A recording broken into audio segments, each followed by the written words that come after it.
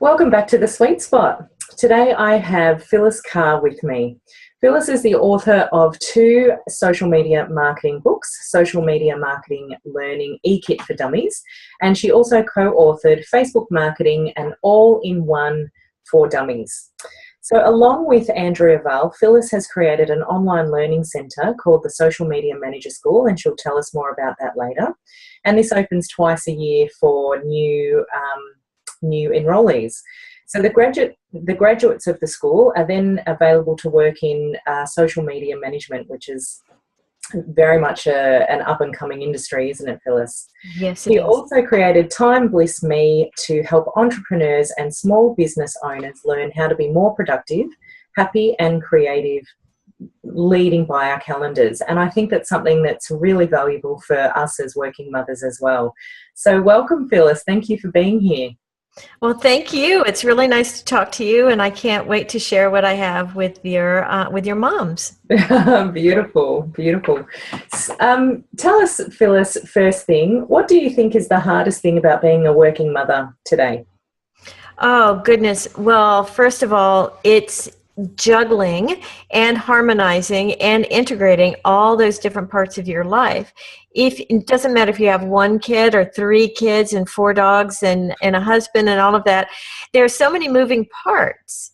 And, a lot of people will just kind of like on the fly just try to manage everything. And they'll try to get everything done and they'll try to organize it. And they find that they feel overwhelmed or they feel lost or they feel like they're pedaling really fast and not keeping up. And so that feeling of being overwhelmed is like really big in a mom's world.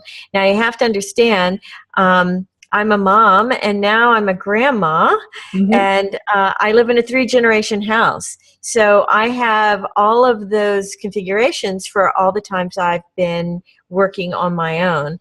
And I know from also interviewing some of my students that the seeming lack of time in their day also adds to stress for them, because they might have a desire to do something, to write a book or to create a course or to do some social media management for someone, but they can't figure out how to make it work because they've got all these moving parts all the time.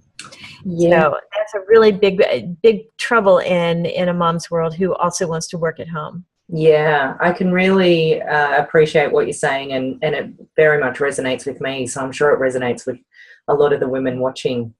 And so, given that you do a lot of work with women who are juggling so many things, do you have ways that you show them how to be more effective or to juggle with a bit more ease? Yes, juggle with a bit more ease, exactly. Well, here's the thing. Most moms already use a calendar. They use a calendar for dentist appointments and soccer games and when they're in charge of snack and all of that. So they've got a calendar running somewhere. Yep.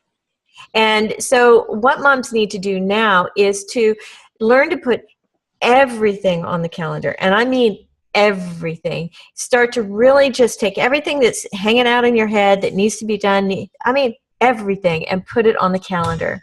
And what you'll do when you start to do that and you just start putting things on the calendar as they come up, what happens is it takes like this kind of weight off your shoulders to try to remember it.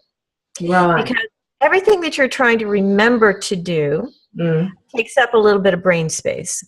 Yeah. So if you think about all the little things that you haven't written down or put on a calendar somewhere, that the only place that is being carried right now is within your brain, and you can just sort of imagine little bits of your brain being, used just to be able to remember that one little bit of information.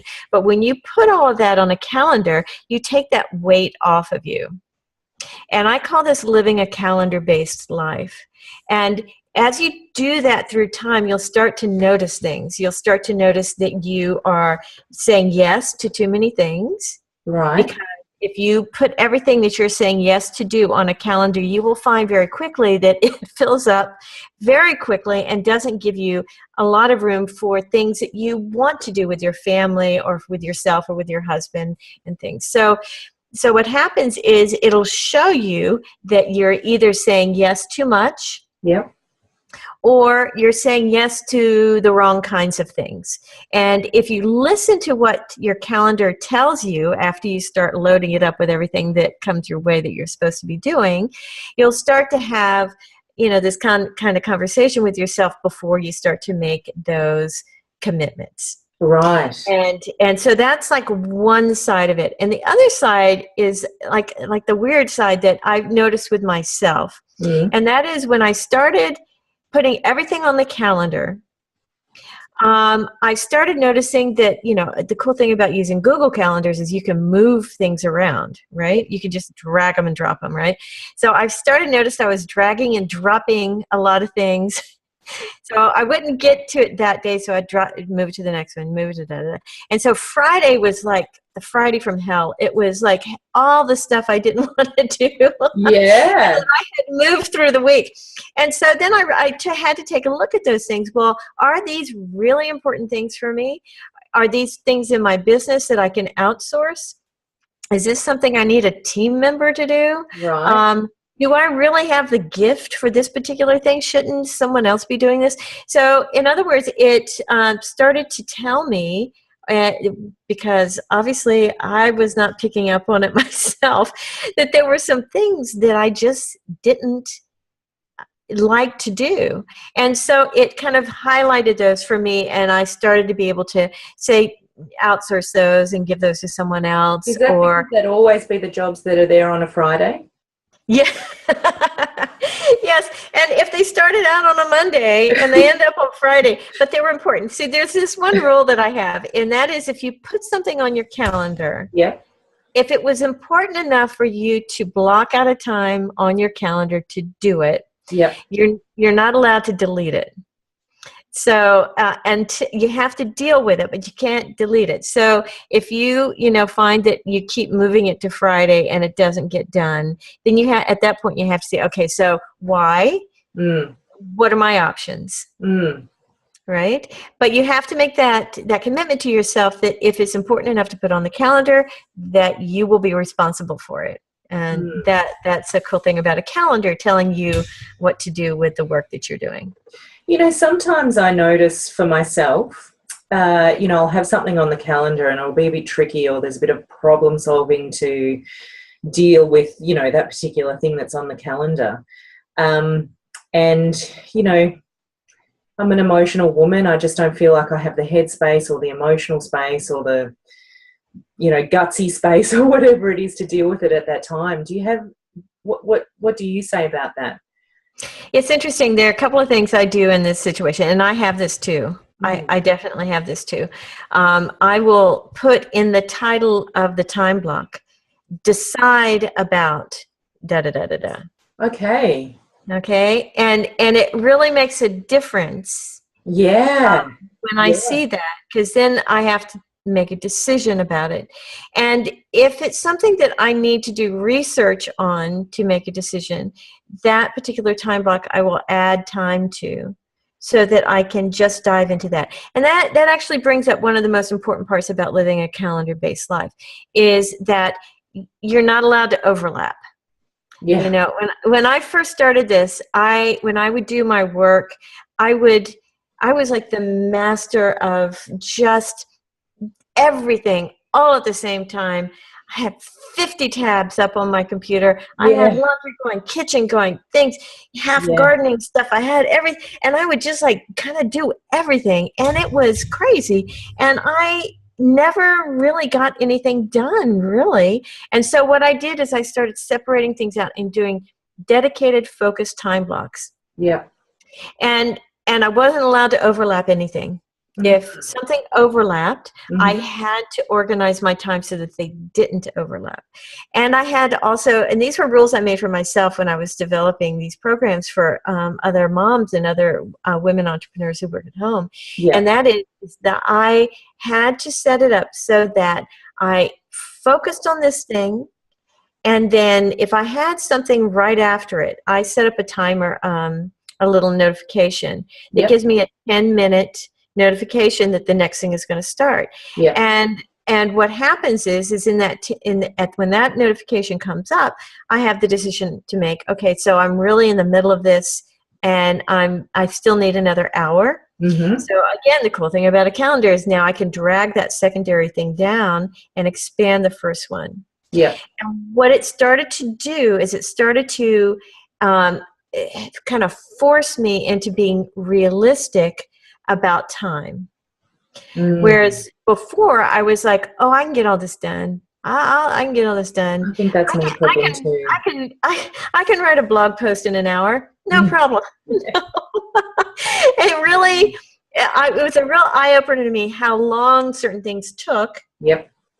And so when I started this thing and I started putting things on the calendar, everything on the calendar, and I would use it as a journal so that if it did take me 3 hours to write the blog post, I expanded that time block and I moved everything down. And then if I was still working at 6, 7, 8, 9, 10 o'clock at night, then again, that's your calendar telling you, okay, well, if you're going to be a blogger and then you're going to take 4 hours to do a blog post, on those days, you can't schedule anything else because it's just not going to happen, or you'll be up too late at night. Yeah. So it taught me to be realistic about time.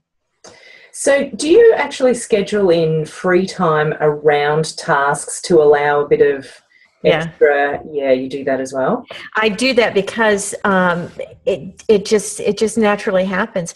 Also, the cool thing is sometimes you'll put something that's going to take an hour and it only takes you 30 minutes. Mm-hmm. I actually go into the calendar and I will shorten that time block to the actual time it took me to do it. Yep. Now, for example, now I might have 40 minutes open like that. Now I have that flexibility. I can push everything up in the calendar, or I can go do something like take a walk, or I can, and still feel comfortable that everything's going to get done. This is the big thing. This is actually one of the biggest things for me. And I know there are other moms out there who probably have this other experience. When I used to have open time, it would kind of freak me out because I would think to myself, oh, but I know there's stuff I have to do. But if you put everything on the calendar, there's a time and a place for all of those things. Yeah. They're going to actually get done. They actually have a home on your calendar where you'll be focused on them. So for me, it was learning how to relax again with open space, which was like beautiful. Yeah, I can see the thing that I would learn, and it maybe takes a good month, do you think, Phyllis? I'm not sure, to put these things on the calendar and then start to see with accuracy what takes what time. Yes. And then go back and reflect on the day and how things can be changed and shifted for tomorrow or the following week so that doesn't happen again. Is that the sort of time frame that we should be looking at of learning more about ourselves and what's actually realistic? Yes, you make a commitment to do it for a month, and that first week is going to feel weird, but it'll also probably be the most productive week you've had in months. Right. And I get this all the time. I like because the calendar tells you, okay, now it's time to do this, and then, okay, now it's time to do this. As long as you're willing, that's the thing, as long as you're willing to go with this experiment, you will find, oh my gosh, you'll get so productive. And I always advise I do it on a Sunday, but people can do it anytime, is to take a look for the week ahead. Yep. And this is where you really have that overview about the week. Maybe you have some reoccurring things that you do every week that you definitely should put in as reoccurring, and you can look at those and go, oh, well, the last 2 weeks it only took me half that amount of time, so you can shorten it up or lengthen it if it took you longer than normal. And do you put everything on there, including like the washing and cooking and all that sort of stuff as well? Yes, and you know why I do? Yeah. Because if I don't, either I'll forget to do it, or I'll get so busy I won't eat, which is not good. And quite common. Yes, and quite common. Yeah. And it's really not good for you to do that. So, I actually schedule in eating Yeah. And resting and being with family. And when I'm babysitting, those are, total blocked out times. I'm not doing any work during that time. And it's so easy to pick up a phone and do work in my industry. I can just work on my phone. But I try to stay very clear about what block of time I'm in. Now, but here's the thing. If you overlook the week, and there are different personality types. There are some people who just don't like to see open space. Yes. They just want to fill it in with stuff, and so what you do is, after you have your work and your family and all the things that have to happen, and if you find open space in there, then there's this little trick I do for people like me, is I put in a time block and I call it me time. And in the description, I list all those things that, would be lovely to do, like read a book or go for a walk or do a facial or, just weird random things that I might not set aside time for. Yep. So that every time those little me blocks show up, yep, I just look in the description and pick the next one on the list. Yeah. And then it takes away that, because I noticed with me, when I had open space, I would get anxious to either fill it up with more work, like, yes, oh, now I need to write that book I've always wanted to write. Yes. Which just creates more work. Yeah. Or I would feel like there were so many options that I just really would kind of spin out and not choose anything, and then the time was wasted. Yeah. So that's a little trick if you're like me and can't handle open space. So, Phyllis, you're a woman who runs an amazing company and writes books and all of that sort of stuff. Like, you've got a lot on your plate, and you seem so wonderfully present and relaxed. And I can hear myself in the back of my head thinking, but I have so much to do, much to do. And I know you do as well, but you seem to, as I say, be really present and relaxed about it. Did you find yourself taking things out, or has it been with actually looking at what you can outsource, or how has that been so that you have, seemingly attaining a high degree of balance, given the fact that you are still running a major organization? Yeah, very, very productive. But this did take a little bit of time. Yeah. But I have to, because I had that background of trying to do everything all at the same time. Yeah. And I would bounce from social media sites all the time and try to get all kind of just scattered like that. Yeah.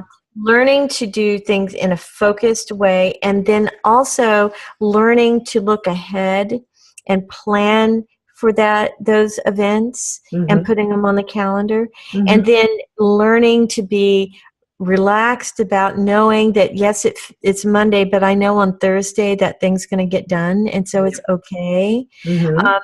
That through time, I think, has added. It's also allowed me, when opportunities come up, that I will, I don't do anything without looking at the calendar, and then I look really hard about it, and I see, and many times it's like, I can't do anything for another 2 weeks, honestly, or I can't do anything until next Friday. It's the next open space. Yeah. And that has been kind of helpful. That makes me not feel so frantic about doing everything now. And I think the lesson there is, a lot of us try and jam it in. Yeah, that's great. Yeah, you just really don't need to. Yeah. And so if you just start putting everything on your calendar, give it a block of time, and then don't overlap stuff. And you'll find out. Like, if you do a to-do list. Now, I know a lot of people use their to-do list. So if you write down everything on your to-do list, I consider that, if that's your habit, that's step one. And if you take that to-do list, now the weird thing about a to-do list is that they seemingly they're of equal value. Yep. But when you take it and put it on a calendar, then you can assign it a time block. And number one might only take 5 minutes, and number 10 might take 2 hours. Yep. If you put everything on from the to-do list to your calendar and you try to do it all in one day, you'll see very quickly that there is no way that that's going to happen. And that at the end of the day, if you only had that to-do list, you would feel like such a loser because you didn't get anything done. Yeah. And it sets you up for feeling bad.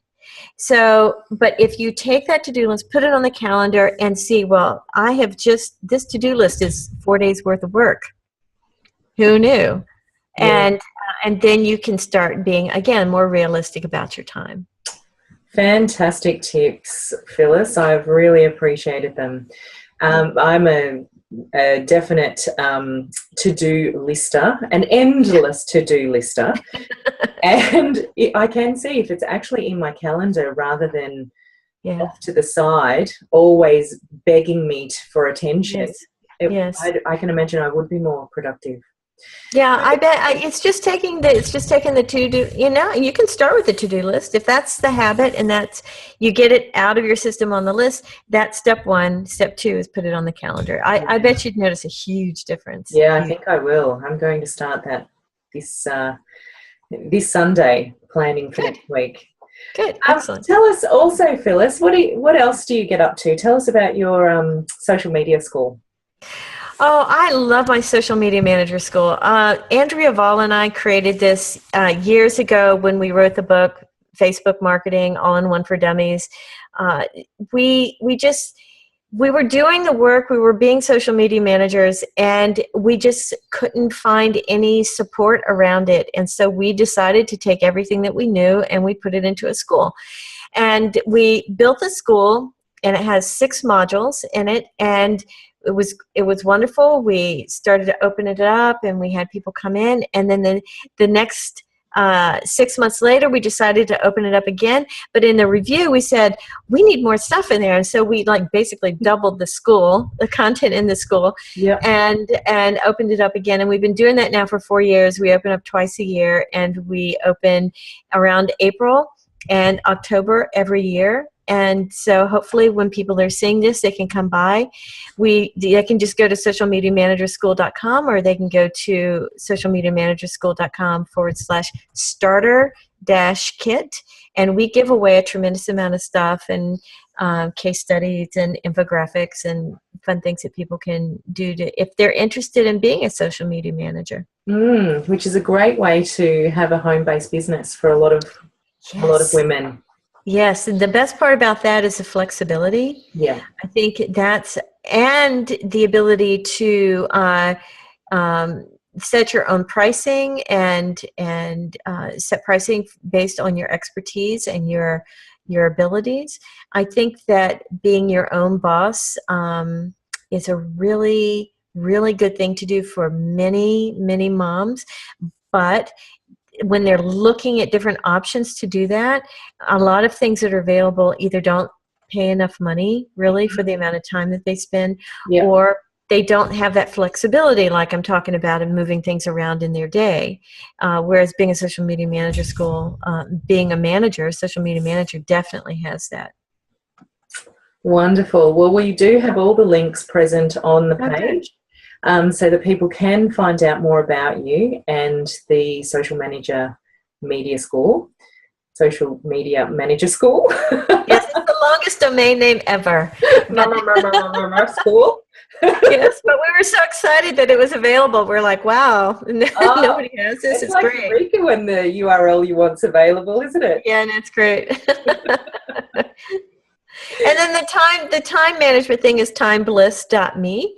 And that one is like, it's just such a gift to be able to offer that to people, because I know there are a lot of systems out there for time management.